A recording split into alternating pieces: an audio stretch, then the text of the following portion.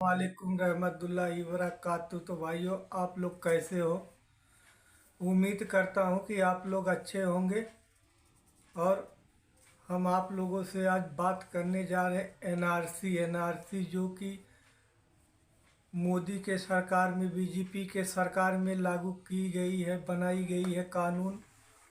कांग्रेस के समय में था एनआरसी, तो उसमें बीजेपी की सरकार में एमपीआर और सीएए एनआरसी लाई गई है। तीनों लागू करने के लिए अमित शाह ने बोला है जो, तो उस पर वीडियो हम बना के कुछ समझना चाहते हैं और आप लोग भी समझें इस वीडियो को कि एनआरसी क्या चीज़ है, जो कि मुसलमान के लिए और हिंदू भाइयों के लिए क्या फ़र्क है और क्या नहीं फ़र्क है। इस वीडियो में हमें जानकारी मिलेगी अरशद ओवैसी साहब से, जो कि एमआईएम के नेता हैं और चीफ। हम लोग ये देखेंगे कि अरशद ओवैसी साहब क्या बता रहे हैं एनआरसी के और एमपीआर और सीए के कानून में क्या फ़र्क है, क्या नहीं फ़र्क है। तो भाइयों, हम लोग आज समझेंगे इस वीडियो में, और आप लोग वीडियो को पूरा वॉच करके देखना। और मुसलमान भाइयों, तो मैं कह रहा हूँ कि आप लोग भी बहुत ध्यान से वीडियो देखो, क्योंकि ये वीडियो हम लोगों के लिए बहुत फ़ायदेमंद और देखने से जानकारी मिलेगी। इतना जानकारी मिलेगी कि जितना हम लोग सोचे नहीं थे और न सोचे होंगे। तो भाइयों, ये वीडियो हम लोग देखते हैं अरशद ओवैसी साहब का, जो कि एक CAA के कानून को आपको NPR और NRC से जोड़कर देखना पड़ेगा। मगर हमारा एतराज़ यह है कि मजहब की बुनियाद पर नहीं कानून बनाया जा सकता। मजहब की बुनियाद पर जब सिटीजनशिप दी जा रही है तो मजहब की बुनियाद पर छीनी भी जा सकती है। बिगड़ती है जब जालिम की नीयत, तो ना कोई तदबीर ना दलील काम में आती। इनको खाली असदुद्दीन बोलते कि पाकिस्तान, असदुद्दीन बोलते कि जिन्ना याद आता है इनको। क्या अमित शाह ने मेरा नाम लेकर पार्लियामेंट में नहीं कहा ओवैसी जी NPR भी होगा, NRC भी होगा? मेरे भाई, ये इनकी साजिश है कि हमको हमारे मुल्क में परेशान करके रख दिया जाए। अब आप बताओ फिर क्या बताएंगे? अब आप आके बोलेंगे नहीं, आप जो है अपने दादा का बर्थ सर्टिफिकेट लेकर आओ। तो मोदी को, अमित शाह को खड़े होकर बोलना चाहिए कि कभी भी NPR NRC नहीं होगा देश पे। बोलो। ओहो, अब्बा, इतनी मोहब्बत हो गई आपको। हुकूमत ने एक फैसला लिया और फैसला ये लिया कि वो CAA कानून के रूल्स बना दिए। मैं पहले भी कहा और आज भी कह रहा हूं कि CAA कानून को आप सिर्फ CAA के तौर पर नहीं देख सकते। CAA के कानून को आपको NPR और NRC से जोड़कर देखना पड़ेगा। अब ये बीजेपी और संघ परिवार के लोग बोलेंगे, तुम क्या नहीं चाहते पाकिस्तान, अफगानिस्तान, बांग्लादेश के हिंदू, सिख, ईसाई, ये बौद्ध मजहब के लोग भारत को आ जाएं, ये उनको शहरियत ना मिले? मैं कभी खिलाफ नहीं था। अरे जब हमने 2 नेशन थियरी को रिजेक्ट किया, मुस्तरद किया, हम क्यों उसकी मुखालिफत करेंगे? कोई अगर हमारा हिंदू भाई पाकिस्तान, बांग्लादेश, अफगानिस्तान से सिख आ जाए, क्या CAA कानून से पहले उनको सिटीजनशिप देने का कानून नहीं था? था, बिल्कुल दीजिए आप। मगर हमारा एतराज यह है कि मजहब की बुनियाद पर नहीं कानून बनाया जा सकता। लोग बार बार मुझसे कहते हैं, तुम क्या बोल रहे हो, तुम्हारी शरीयत तो नहीं लेंगे नसरुद्दीन। मैं उनसे कहता हूं कि CAA का ताल्लुक सिटीजनशिप कानून से है, NPR का ताल्लुक सिटीजनशिप कानून से है, एनआरसी का ताल्लुक सिटीजनशिप कानून से है। और कब से हम लोग मजहब की बुनियाद पर सिटीजनशिप देंगे? मजहब की बुनियाद पर जब सिटीजनशिप दी जा रही है तो मजहब की बुनियाद पर छीनी भी जा सकती है। मजहब की बुनियाद पर जब सिटीजनशिप दी जा रही है तो मजहब की बुनियाद पर छीनी भी जा सकती है ना। वो क्या शेर है कि बिगड़ती है जब जालिम की नीयत, बिगड़ती है जब जालिम की नीयत तो ना कोई तदबीर ना दलील काम में आती है। मजहब की बुनियाद पर सिटीजनशिप दे रहे आप, और कल अगर एनपीआर और एनआरसी कराएंगे, आसाम में समझाने के लिए बोल रहा हूं, और ये आरएसएस के लोग अंधे भक्त हैं, थम्स अप हैं, इनको खाली असदुद्दीन बोलते कि पाकिस्तान, असदुद्दीन बोलते कि जिन्ना याद आता है इनको। आसाम में सुप्रीम कोर्ट ने कहा एनआरसी कराओ, 1600 करोड़ रुपये खर्च किए करके सुप्रीम कोर्ट के मातहत एनआरसी हुआ। आसाम में 19 लाख लोग के नाम नहीं आए। कितने? 19 लाख, जिसमें से 10 से 12 लाख हमारे हिंदू भाई हैं, 1.5 लाख मुसलमान हैं। अब जब CAA आ गया तो क्या होगा मालूम आपको? ये मैं नहीं बोल रहा हूं, आसाम के चीफ मिनिस्टर बोल रहे हैं, जो आलाजाद के हेमंतु शर्मा नाम है, बेसु शर्मा, वो कह रहे हैं कि हम CAA से उन 12 लाख हिंदू भाइयों को सिटीजनशिप दे देंगे। ये मैं नहीं बोल रहा हूं। अब वो 1.5 लाख मुसलमान क्या करना? वो 1 लाख 1.5 लाख मुसलमान क्या करना? उनको बोलेंगे आप 1962 में आए क्या? आप 1951 में आए क्या? कागज दिखाओ, दादा का बर्थ सर्टिफिकेट दिखाओ। माने वो 10-12 लाख हिंदू भाई बहनों को सिटीजनशिप मिल जाएंगी। आसाम के मुख्यमंत्री कह रहे हैं, बीजेपी के लोग कह रहे हैं। और वो 1.5 लाख मुसलमान फॉरेनर्स ट्रिब्यूनल में जाके केस लड़ो अपना। लोग बोलेंगे नहीं अभी कुछ नहीं हो रहा। मेरे भाई साहब, हर चीज अभी नहीं होती, हर चीज बाद में होती है। जब एनआरसी होगा, एनपीआर होगा, और अगर कहा जाएगा उसमें उसके रूल से पढ़कर सुना रहा हूं, पॉपुलेशन की एक लिस्ट बनाई जाएगी कि महाजरीन कैंप यहां पर, महाजरीन कैंप में कितने लोगों के घर हैं, नाम आ गए। अब उसमें से किसी एक का नाम मैं जाकर बल्दिया के ऑफिस में लिस्ट लगाएंगे, देखो महाजरीन कैंप में इतने लोगों का नाम है। कोई भी जाकर बोल सकता ये जैद बकर भारत का शहरी नहीं है, डाउटफुल सिटीजन बनाए थे आप। उसके बाद उसको ये प्रूफ करना पड़ता कि मैं भारत का शहरी हूं। अब बताओ ये एनपीआर एनआरसी में नहीं है क्या? अमित शाह ने मेरा नाम लेकर पार्लियामेंट में नहीं कहा ओवैसी जी एनपीआर भी होगा, एनआरसी भी होगा? क्या टीवी के इंटरव्यू अमित शाह ने नहीं कहा एनपीआर एनआरसी? तो इसीलिए हम कह रहे हैं कि बांग्लादेश, पाकिस्तान, अफगानिस्तान से जो लोग आ गए आप बराबर दो उनको, मगर मजहब की बुनियाद पर क्यों? फिर बोलते नहीं इस्लामिक कंट्री है। अरे इस्लामिक कंट्री है तो मैं तो नहीं गया ना इस्लामिक कंट्री को। आपके दादा, मेरे दादा, हमारे परदादा मौलाना अबुल कलाम आजाद, जौहर बरादरान, हुसैन अहमद मदनी, ये तमाम उलेमा तो नहीं गए पाकिस्तान को। क्यों नहीं गए? क्योंकि हम उसको नहीं मानते वो कि इस्लामिक कंट्री है। हम भारत को पसंद करें क्योंकि ख्वाजा अजमेरी की जमीन है, ये सुल्तान हिंद की सरजमीन है।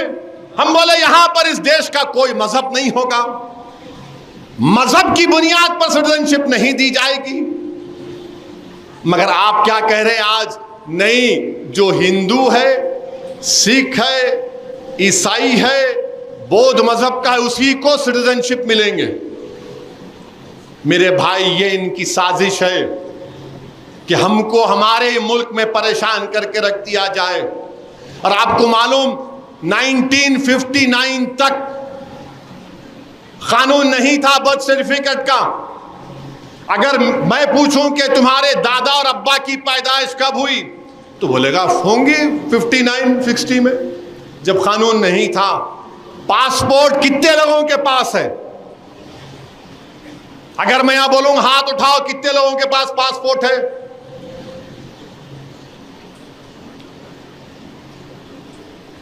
जरा कैमरा घुमाओ, इतने लोगों के पासपोर्ट है। तो ये प्रूफ जरूर है। जिनके पास नहीं है उन्हें क्या करना? गवर्नमेंट का डेटा यह बोलता है कि पासपोर्ट पूरे मुल्क में सिर्फ 5% लोगों के पास। 130 करोड़ का देश, सिर्फ 5% लोगों के पासपोर्ट है। आधार कार्ड किसके पास है? अब आप फर्क महसूस करो, पासपोर्ट में कम हाथ उठे, आधार कार्ड में पूरे उठ गए। उठे ना? आधार कार्ड जब घर को जाएंगे पलटा के देखो, उसमें लिखा हुआ है this is not proof of Indian citizenship, this is not proof of Indian citizenship. अब यही तो मैं बोल रहा हूं। और 1996 का एक हाँ वही है। अब आप बताओ फिर क्या बताएंगे? अब आप आके बोलेंगे नहीं, आप जो है अपने दादा का बर्थ सर्टिफिकेट लेकर आओ। कहां से लेके आऊंगा मैं? कहां से लेके आऊंगा बताओ? अभी 4 दिन पहले जुल्फिकार साहब गवाह हैं। पूना से एक बच्चा फोन किया मुझे, मेरे को यह बोला कि कहां रहने वाले यार? हाँ, जलाल कुचे का रहने वाला हूं। वहां पे एक दवाखाना है, मेरी अम्मा मेरे को वहां पैदा करी। साहब अब ये CAA ला रहे लोग, मेरे को लिख के दे दो कि मैं यहां पैदा हुआ। अब आप बताओ क्या तमाशा होने वाला है? ये क्या करने जा रहे हैं? अभी तो अमित शाह बोल रहे नहीं नहीं कोई मुसलमान की सिटीजनशिप नहीं ली जाएंगी। तो मोदी को, अमित शाह को खड़े होकर बोलना चाहिए कि कभी भी NPR NRC नहीं होगा देश में। बोलो बोलो, NPR NRC नहीं होगा। नहीं बोलेंगे, नहीं बोलेंगे। क्यों? क्योंकि इनके दिलों में यह प्लान है, NPR NRC कराना चाहते हैं, परेशान करना चाहते हैं। अच्छा, अभी एक सवाल जवाब के तौर पर गवर्नमेंट ने जारी किया, और क्या लिख रहे हो उसमें मालूम आपको? कि ये 3 मुल्क बांग्लादेश, पाकिस्तान, अफगानिस्तान में वहां की अक़लियतों को जुल्म होता है। अंग्रेजी का लफ्ज़ परसिक्यूशन इस्तेमाल हुआ। तो परसिक्यूशन अगर हुआ, ये दीन इस्लाम के खिलाफ है, और हम इस्लाम का नाम खराब नहीं होने के लिए हम ये कानून मारे। ओहो अब्बा, इतनी मोहब्बत हो गई आपको? एक मुसलमान को टिकट नहीं देते और आप बोल रहे इस्लाम का नाम। बिल्किस बानो से इंसाफ नहीं किए और इस्लाम, बुलडोजर से घर तोड़ दिए और इस्लाम, बच्चों को गोलियां मार दिए इस्लाम। मेरे भाई, ये है हकीकत। इसीलिए मैंने पूरी भारत की पार्लियामेंट में मोदी के 300 एमपियों के सामने उसको काला कानून कहकर उस कानून को फाड़ दिया। तो इसी वजह से फाड़ा। क्यों नहीं था? मस्जिद है ये। अरे ठहरो जी, मस्जिद है ये। अभी टाइम है, अभी आ रहा इलेक्शन, जब करेंगे तमाशे पूरे। बहुत से आ रहे आन दो। तो ये कानून है, इसीलिए हम CAA के खिलाफ हैं। और मैं यहां पर खड़े होकर कह रहा हूं, इंशाअल्लाह ताला हैदराबाद की पार्लियामेंट की आवाम, तेलंगाना की आवाम, किशनगंज की आवाम CAA के खिलाफ वोट देगी और इंशाअल्लाह ताला बीजेपी को हराएगी इंशाअल्लाह ताला। तो जो CAA के खिलाफ है जो एनपीआर के खिलाफ है, जो एनआरसी के खिलाफ है, जो भारत के आईन में कहा गया कि मजहब के नाम पे कानून नहीं बनाया जा सकता, हम जिन्होंने कानून बनाया उनके खिलाफ इंशाअल्लाह ताला अवाम उनके खिलाफ वोट देगी। क्या आप लोग तैयार हैं? अब लगाओ नारा, नारे तकबीर।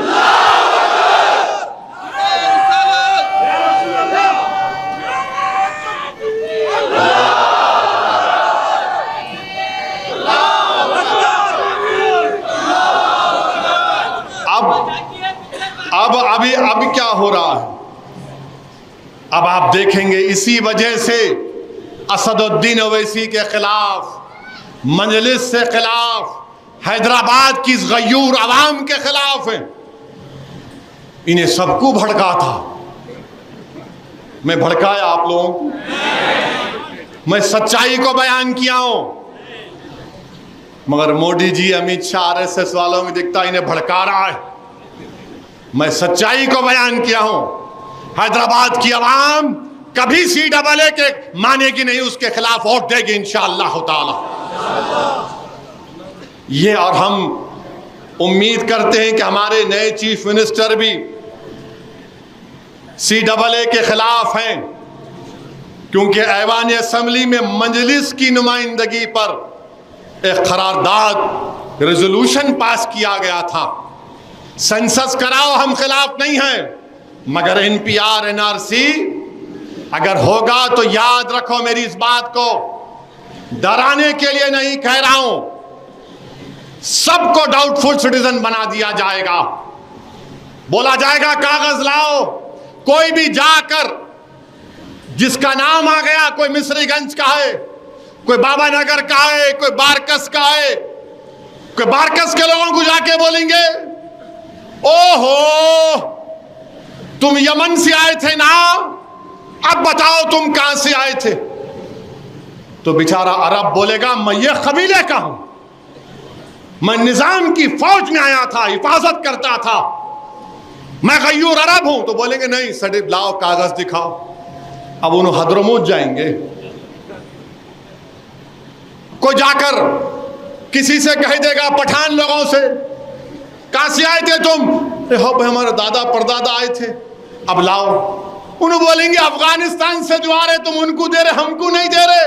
तो उन्हें बोलेंगे प्यारे तू मुसलमान है, तू मुसलमान है। ये इनकी साजिश है, ये इनकी कोशिश रहेगी। मेरी बात को याद रखो आप।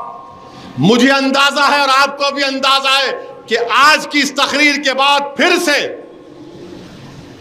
से जो शैतान तो कैद हो गया, मगर शैतान के जो एजेंट हैं अब 6 बजे से शुरू हो जाएंगे। भड़काऊ भाषण दिया असदुद्दीन, चुनाव सामने है रख के दिया, बराबर चुनाव सामने रख के बोल रहा हूं मैं। तुम चुनाव को सामने रख के, इलेक्शन को सामने रख के 4 साल से कानून नहीं बनाए, अब बनाया आप।